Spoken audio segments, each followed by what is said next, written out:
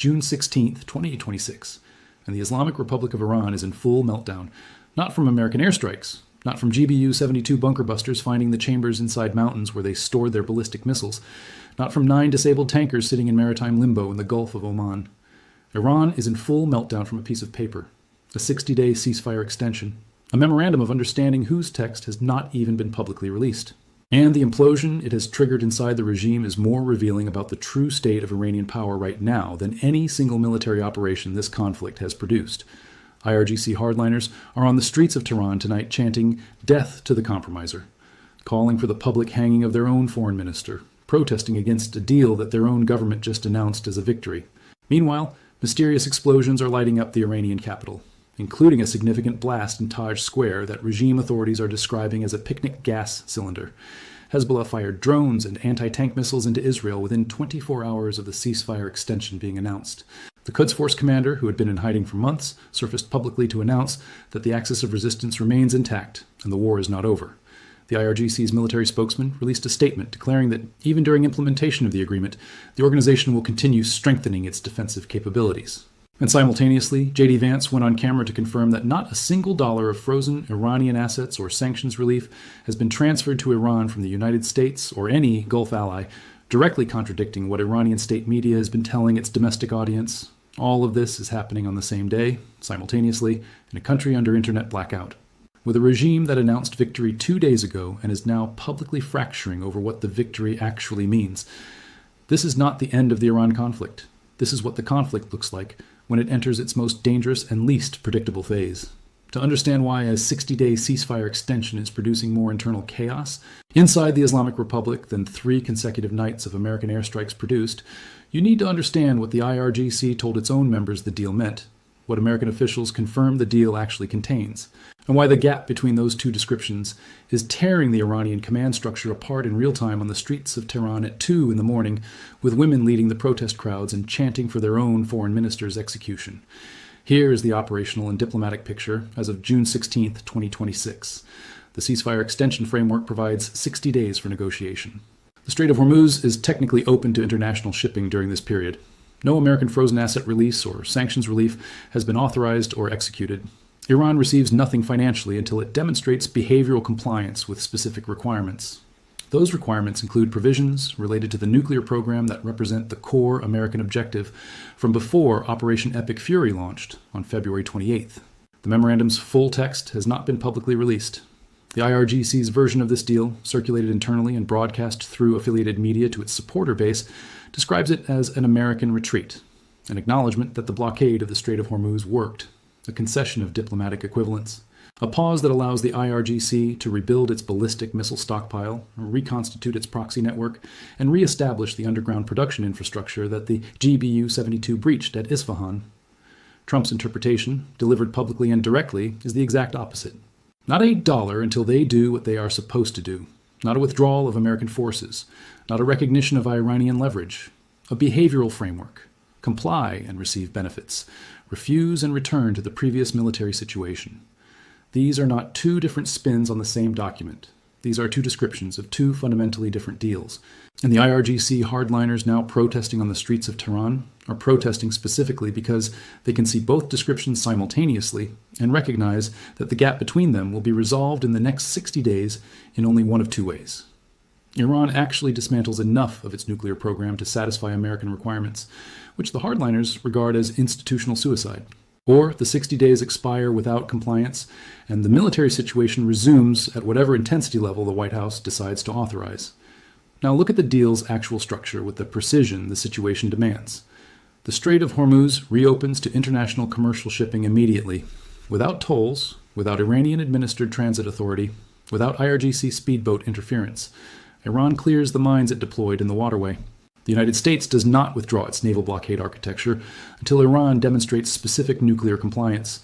No frozen assets are released until compliance milestones are reached. No sanctions relief activates until behavioral thresholds are met. The nuclear provisions require Iran to neither produce nor acquire nuclear weapons, halt new enrichment activities during the negotiation period, dilute existing highly enriched uranium stockpiles, and cooperate with verification mechanisms, including American physical access to material at sites that Operation Midnight Hammer struck with 30,000-pound bunker busters.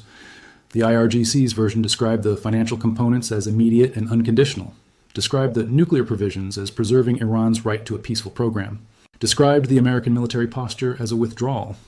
Read those two versions simultaneously, and you understand exactly why the hardliners are on the streets calling for the foreign minister's execution. They were told they won. They are now being told by American officials that winning requires dismantling the program they believe is the only insurance policy that keeps the regime from experiencing the fate of every other government that has faced sustained American military pressure without nuclear deterrence. That is not a negotiating disagreement. That is an existential crisis wearing the costume of a diplomatic misunderstanding. Trump stated precisely, it is really a behavioral thing. If they do what they are supposed to do, that starts taking effect. Read that slowly. That is a conditional sentence whose conditionality is the entire substance of the deal. Nothing happens until behavior changes. Benefits accrue only to demonstrated compliance. The deal does not transfer value to Iran at the moment of signature. It creates a framework in which Iran must perform specific actions before receiving specific benefits. An American verification architecture must confirm the performance before benefits activate. J.D. Vance removed any remaining ambiguity. There has not been a single dollar of sanctions relief or unfrozen assets, either from the United States or any of our Gulf allies. He then identified precisely what is producing the Iranian mischaracterization. Certain hardliners are overemphasizing what Iran gets from the bargain without ever articulating the things Iran has to give up in order to receive those benefits. That is the exact description of what is happening in Tehran tonight. The IRGC told its members they are receiving benefits without mentioning the conditions. The members went to the streets when they discovered the conditions exist, and the foreign minister, whose name the protesters are chanting for execution, is caught between the deal he made and the membership that was told something different. Now hear the IRGC's own public statements directly, because the unified messaging coming from every senior figure on June 16th tells you everything about the institutional assessment of where the ceasefire extension actually leaves them. Ali Reza Zaghani, the mayor of Tehran and top IRGC figure, stated that the war with America continues and does not end with a memorandum of understanding. The war is existential. The Islamic Revolution undermined a structural order America established after the Second World War. Ali Abdullahi, commander of the Qatam headquarters, stated they are waiting for the slightest mistake by the enemy to deliver an unforgettable and decisive response. The war is not over. The IRGC military spokesman stated that even during implementation of the agreement, the organization will continue to strengthen its defensive capabilities and maintain readiness more than ever before.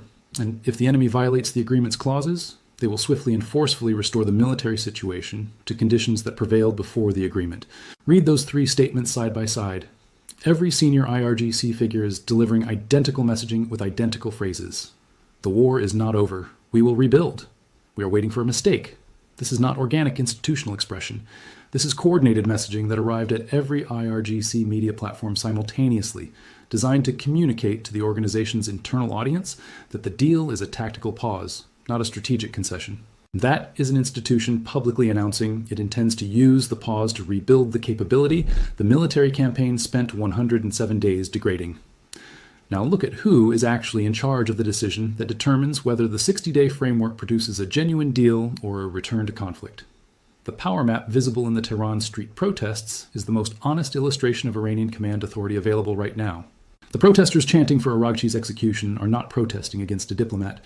They are protesting against the faction within the IRGC that authorized the negotiating position he represented. The protesters chanting against Ghalibaf are expressing the hardline faction's rejection of any institutional figure associated with the accommodation that produced the ceasefire extension. Mojtaba Khamenei, whose authority is communicated through intermediaries from an undisclosed location, has not publicly endorsed or rejected the deal's terms. Esmail Khani, the Quds Force commander who manages every IRGC proxy from Hezbollah to Hamas to Islamic Jihad, emerged from hiding specifically to announce that the axis of resistance performed powerfully, that Hezbollah will remain intact, that Hamas will be rebuilt, and that the war is not over. Khani's emergence is the most operationally significant development in the Iranian leadership picture beyond the ceasefire announcement itself. He was in hiding. He is now on camera, making specific claims about proxy network preservation. And within 24 hours of the ceasefire extension being announced, Hezbollah launched drones and anti-tank missiles at Israeli Defense Forces positions in southern Lebanon, Iron Dome activating over Kiryat Shmona. IDF counterstrikes killing Hezbollah operatives approaching Israeli ground positions, Khani surfaces, and Hezbollah attacks. That sequence is not coincidental.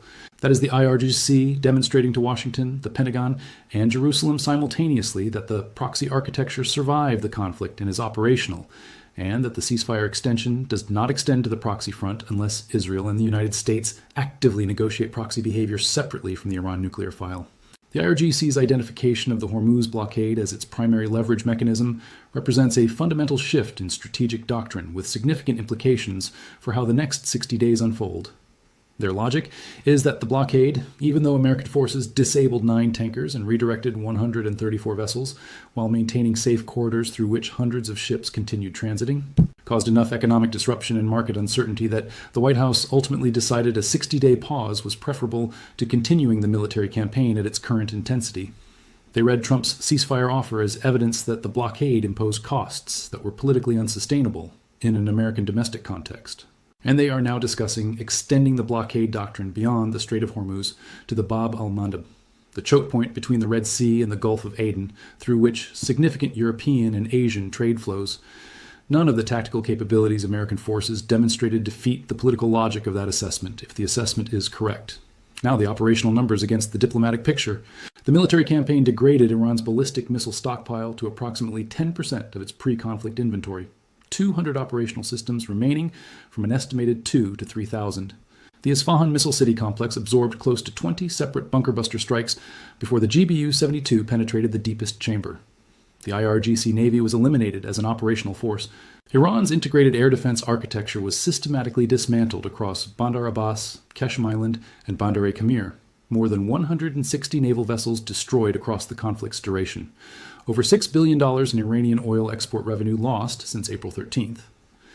The IMF projected negative 6.1% GDP contraction. The rial reached 1.32 million per US dollar.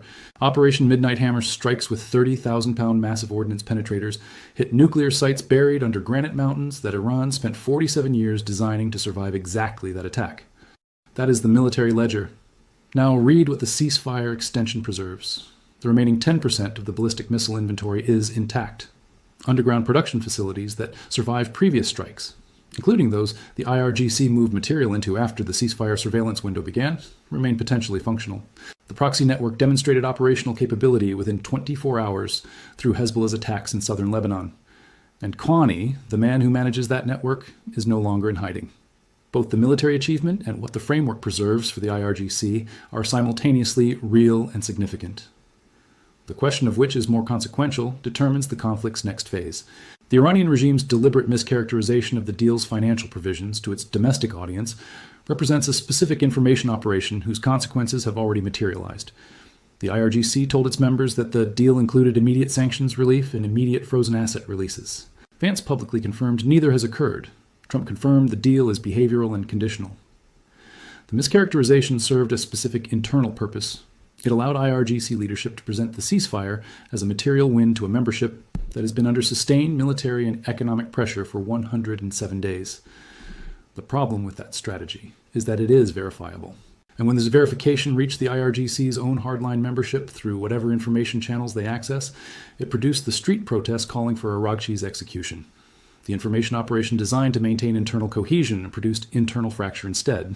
The women visible at tonight's protests deserve specific analytical attention because their prominent presence is the detail most coverage is missing or mischaracterizing. These are not the women who have been protesting against the regime's human rights abuses since the Mahsa Amini uprising. Those women are protesting against the IRGC. The women visible in tonight's protests are protesting for the IRGC's hardline position, against the foreign minister who conducted the negotiations, against any accommodation with the United States. The regime faces opposition from 2 directions simultaneously. The broader Iranian population, subjected to internet blackout, economic devastation, and the conflict's collateral consequences, broadly opposes continued IRGC control.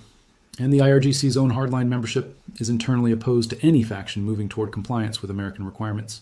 Double pressure on a fractured command structure with the supreme leader communicating through intermediaries, and every operational commander reading from the same script about the war not being over. The IRGC military spokesman said it explicitly. Even during implementation of the agreement, we will continue to strengthen our defensive capabilities. Read that sentence in the context of what implementation is supposed to require. Iran is supposed to halt new uranium enrichment. Iran is supposed to dilute existing highly enriched uranium stockpiles. Iran is supposed to cooperate with verification mechanisms that allow inspectors to confirm compliance. And the military spokesman is publicly announcing that simultaneously the organization will be strengthening its capabilities more than ever before. Those two things are not compatible. Either the statement describes two separate tracks, compliance theater for inspectors and actual reconstitution for operational commanders, or it is simply telling the truth about IRGC intentions during the 60 days while calculating that the White House will not respond to the public announcement with immediate military action. Either interpretation is damaging to the framework's credibility. Neither is being acknowledged in mainstream coverage describing the ceasefire extension as a peace agreement. Here is the complete, honest picture as of June 16, 2026. A ceasefire extension whose text has not been publicly released. A deal whose financial provisions were mischaracterized to the Iranian domestic audience and publicly corrected by American officials on camera. Hardline IRGC members on the streets calling for their own foreign minister's execution. Every senior IRGC commander delivering identical messaging that the war is not over. Kwani on camera declaring the proxy network intact. Hezbollah firing within 24 hours of the announcement. The military spokesman announcing reconstitution activities during the compliance period. Multiple explosions in Tehran being described as picnic gas cylinders. And 60 days on a clock that started ticking when all of that happened simultaneously. The Islamic Republic is not in meltdown because it lost. It is in meltdown because different factions within it are responding to the same event as both a victory and a surrender simultaneously.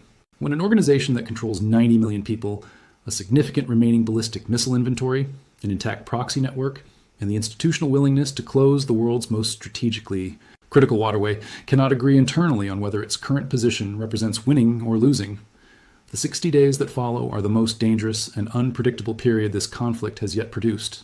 The picnic gas cylinders keep exploding in Tehran. Kwani is on camera, Hezbollah is firing, and the 60 days have just begun.